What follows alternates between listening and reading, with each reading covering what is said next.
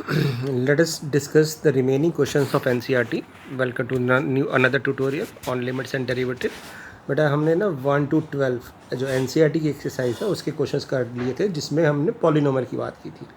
अब अभी हमने पिछले कुछ ट्यूटोरियल में ट्रिग्नोमेट्री के क्वेश्चंस किए, बट NCERT के नहीं किए थे। कुछ मैंने एक्स्ट्रा क्वेश्चंस कराए थे क्योंकि NCERT का लेवल बहुत ही डाउन है और हमें क्योंकि 12th की प्रिपरेशन करनी है, क्योंकि 12th में ये टॉपिक आएगा, इसलिए हमने बहुत से एक्स्ट्रा क्वेश्चंस किए, राइट।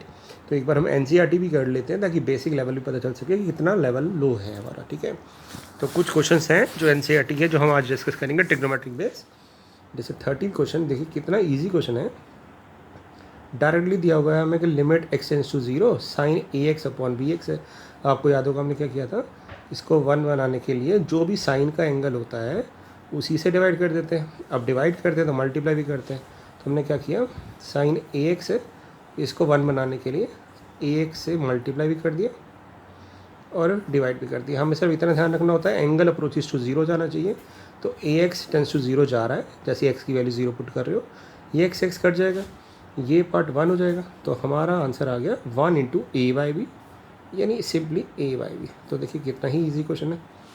14 क्वेश्चन की बात करते हैं। 14 क्वेश्चन में ऊपर साइन AX है, नीचे साइन BX है। दोनों को 1 बनाने के लिए क्या करेंगे, हम AX और BX से डिवाइड करेंगे। तो होगा, देखते हैं, limit x tends to 0 sine AX है अपॉन AX से डिवाइड कर देते हैं।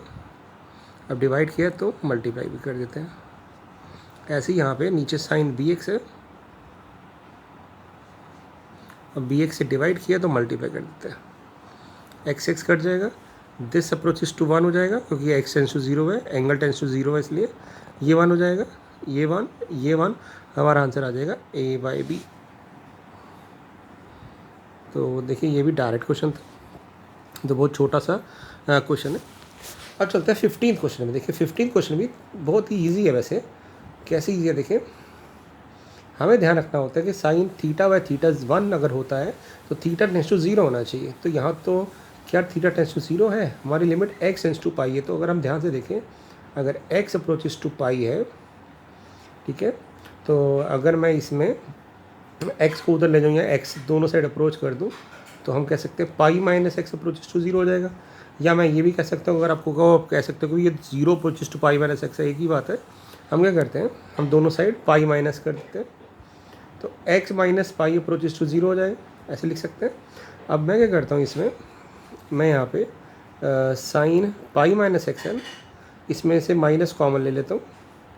माइनस कॉमन ले लिया भाग, क्योंकि sine minus theta is minus sine theta, और नीचे से भी माइनस कॉमन ले लिया ताकि ये भी x माइनस पाई बन जाए।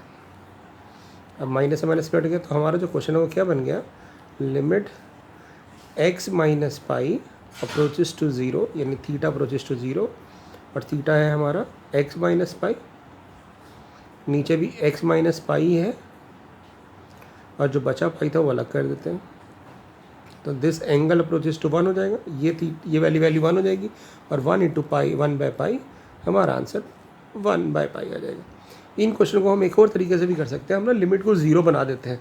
कैसे, अगर x अप्रोचेस टू पाई है ना, तो x माइनस पाई को p मान लो, ठीक है, और उससे भी क्वेश्चन को कर सकते हैं। जैसे अगर आपको मैं बोलूँ कि ना, इसको ऑल्टरनेटिव मेथड क्या था कि हम लेट कर लेते हैं x माइनस पाई को या पाई माइनस x को p, ठीक है ना, x माइनस पाई को या पाई माइनस x को p। तो जैसे ही x minus pi tends to 0 है, इसका मतलब p टेंस टू 0 जा रहा है, क्योंकि x माइनस पी की वैल्यू 0 जा रही है। तो हमारा ये क्वेश्चन क्या बन जाता है, limit p tends to 0, limit p tends to 0, ऊपर आ जाता है साइन माइनस p, नीचे आ जाता है पाई इंटू माइनस पी, दोनों से माइनस कॉमन ले लेते और माइनस से माइनस कट कर देते, और कहते हैं कि हमारा साइन p बाई p 1 हो गया, माइनस माइनस कट गया, ये 1 हो गया, तो हमारा आंसर 1/पाई आ गया। तो ये दोनों ऑल्टरनेटिव मेथड है, दोनों से भी कर सकते हैं, पुट करके भी और वैसे भी। और जो 16 क्वेश्चन है, ये तो डायरेक्ट अप्रोच है। क्यों डायरेक्ट अप्रोच है, 0 पुट करने में 0/0 फॉर्म नहीं आ रही। तो जैसे मैंने x को 0 पुट किया तो ऊपर आ गया 1, क्योंकि cos 0 1 होता है, और नीचे आ गया पाई, तो 1/पाई डायरेक्ट आंसर आ गया। 17 क्वेश्चन हमने कर रखा है, एक बार हम दोबारा कर लेते हैं 17 को। इसमें मैं करता हूँ दोनों से ना माइनस कॉमन ले लेता हूँ। तो अब जब माइनस कॉमन लेंगे दोनों से तो हमारे पास आ जाएगा limit x approaches to zero. Minus common लिया तो ऊपर था cos 2x माइनस 1, तो बन जाएगा 1 माइनस cos 2x। नीचे था cos x माइनस 1, वो बन जाएगा 1 माइनस cos x। दोनों के फॉर्मूले होते हैं हमारे पास। 1 माइनस cos थीटा का फॉर्मूला होगा 2 साइन स्क्वायर एक्स बाई 2। तो जो भी एंगल है उसका हाफ, तो यहाँ तो 2x है, 2x का हाफ x हो जाएगा। नीचे हो जाएगा 2 साइन स्क्वायर एक्स बाई 2, 2 से 2 कट गया। और ऊपर साइन स्क्वायर x है, इसको 1 बनाने के लिए क्या करेंगे, जो भी साइन का एंगल है वो उससे डिवाइड करेंगे अलॉन्ग विथ पावर। तो x एंगल है तो x से डिवाइड कर दिया, और पावर 2 है तो पावर से 2 से यानी x वर्ड से डिवाइड कर दिया, मल्टीप्लाई कर दिया। नीचे हमारा x बाई 2 एंगल है तो हमें x बाई 2 चाहिए होगा, और होल स्क्वायर है ये भी, तो इसको भी हमने एक तरह से साइन x बाई 2 के होल स्क्वायर से डिवाइड किया है और मल्टीप्लाई भी कर दिया। तो ये पार्ट x स्क्वायर से x कट गया, ये पार्ट 1 हो गया, ये पार्ट 1 हो गया, क्योंकि साइन थीटा बाई थीटा 1 होता है। तो 1/1/4 यानी 4 आंसर आ गया। तो इस तरह से हम क्वेश्चन कर सकते हैं। तो एनसीईआरटी के क्वेश्चन देखिए बहुत ही इजी क्वेश्चन है। अब 18 क्वेश्चन में देखिए क्या कर सकते हैं हम। 18 क्वेश्चन में ये भी बहुत इजी है।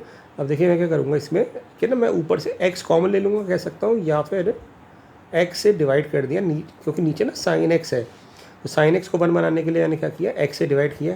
तो अगर मैंने नीचे डिवाइड किया x से तो ऊपर भी डिवाइड कर दो x से,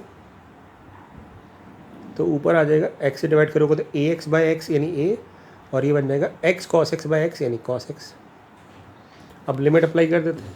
तो जैसे हम लिमिट अप्लाई करेंगे a तो एज इट इज रह जाएगा, cos 0 1 होता है, और नीचे वाला पार्ट ये वाला पार्ट 1 हो जाएगा। तो हमारे पास आ जाएगा a प्लस 1/b। तो ये भी देखिए कुछ डिफ़िकल्ट नहीं था, सीधे सीधे क्वेश्चन है।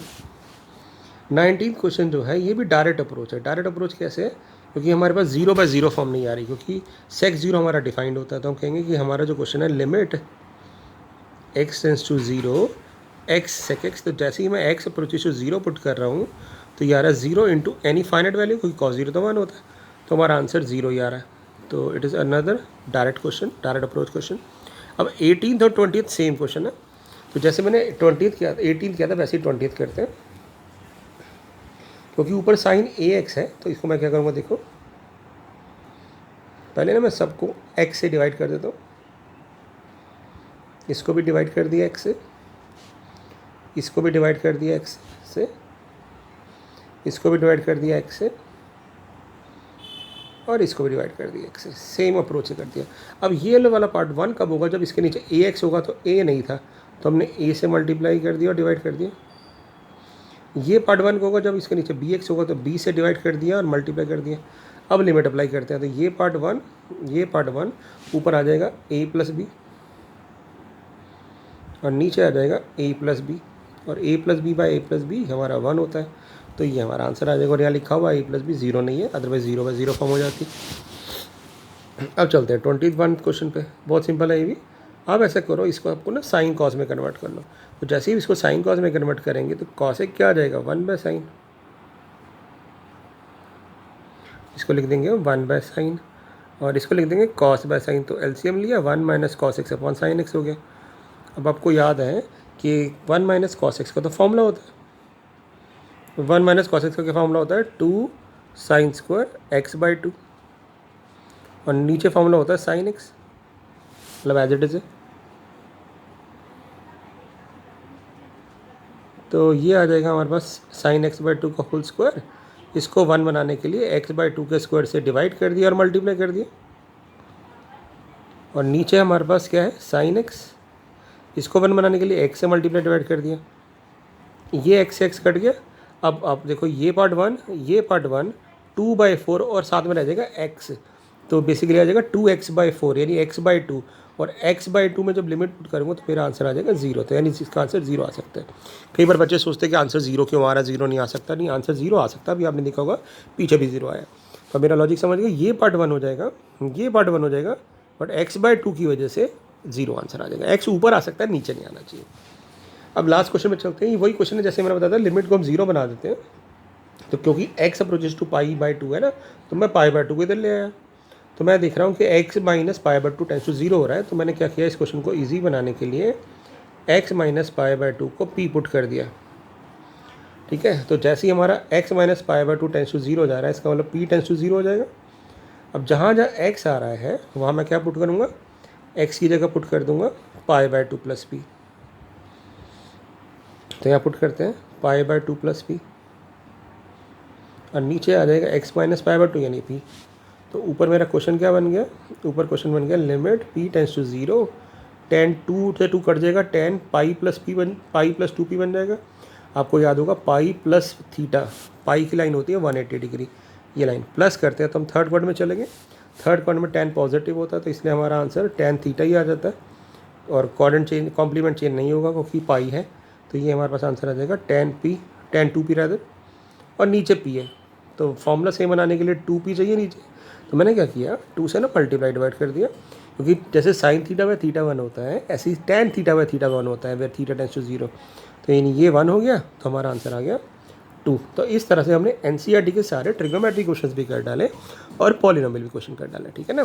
अब कुछ जो क्वेश्चन बचते हैं सारे के सारे कॉन्टिन्यूटी बेस्ड है, जिसमें हम लेफ्ट एलिमेंट राइट एलिमेंट निकालेंगे, उनको मैं फिर बाकी अगले ट्यूटोरियल्स में डिस्कस करूँगा। तो हमने ट्रिग्नोमेट्री के एक्स्ट्रा क्वेश्चन भी कर डाले हैं और एनसीईआरटी भी हो गई। ठीक है, तो इसको अब रिवाइज कर लेना। बहुत ही छोटा ट्यूटोरियल था क्योंकि इतने ही लिमिटेड क्वेश्चंस थे। ठीक है, थैंक यू।